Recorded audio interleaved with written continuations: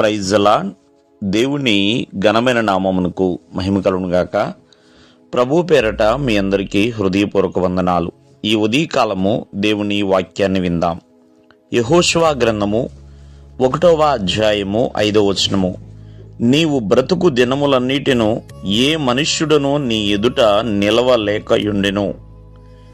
ప్రియమైన వర్లారా, ఇక్కడ దేవాది దేవుడు యెహోషువకి వాగ్దానం ఇస్తున్నాడు. ఏమనంటే, యెహోవా బ్రతికన కాలమంతా కూడా ఏ మనుష్యుడు కూడా తన ఎదుట నిలవబడలేడు అని. అంటే మోషే తర్వాత ఇశ్రాయేలు జనాంగాన్ని నడిపించడానికి దేవుడు యెహోషువని ఏర్పాటు చేసి ఉన్నారు. మరి 40 సంవత్సరాల మోషే యొక్క ప్రయాణంలో ఎన్నో అవాంతరాలు వచ్చినాయి, ఎన్నో ఆటంకాలు, ఎన్నో అడ్డంకులు వచ్చినాయి. మరి ఫరో కావచ్చు, ఫరో సైన్యము కావచ్చు, ఎన్నో ఇబ్బందులు మోషేని పెట్టి ఉన్నారు. కానీ ఏది ఏమైనా మోషేకి దేవుడు తోడుగా ఉన్నాడు కాబట్టే 40 సంవత్సరాల పాటు ఇశ్రాయేలు ప్రజలు నడిపించగలిగాడు. మోషే మరణించిన తర్వాత దేవుడు యెహోషువని ఇశ్రాయేలు జనాంగానికి నాయకుడిగా నిలబెట్టి ఉన్నాడు.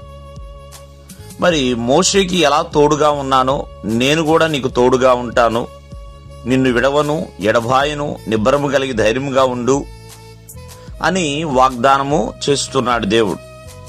అంతేకాకుండా నీ బ్రతుకు దినములన్నిటిలో కూడా ఎవ్వరు వచ్చినా నీ ఎదుట నిలవబడలేరు అని దేవుడు యెహోషువకి ఒక బలమైన వాగ్దానం చేస్తున్నాడు. నిజమే, ఒక నాయకుడిగా ఉన్నప్పుడు ఎంతో మంది శత్రువులు రావచ్చు, తన ప్రజల మీదకి ఎంతో మంది దాడులు జరిగించవచ్చు, యోర్దాను లాంటి నదుల్లాంటివి ఎన్నో ఇబ్బందులు రావచ్చు. కానీ ఏమీ కూడా యెహోషువ ఎదుట నిలవబడలేకపోయినాయి.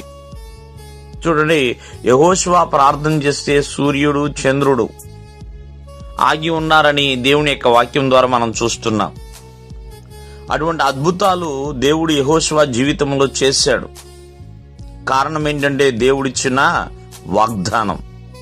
కావున యెహోషువ మరి ఆ కనాను ప్రాంతంలోనికి ప్రవేశించడానికి దేవుడు అవకాశం ఇచ్చాడండి.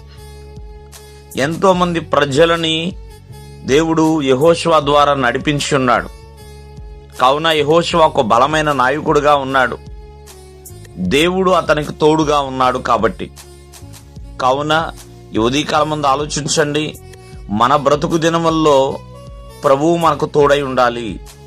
అలా ఉండాలి అంటే బ్రతికినంత కాలం ప్రభువుకి ప్రార్థన చేయాలి. దేవుడు మిమ్మల్ని ఆశీర్వదించునుగాక. ఆమేన్.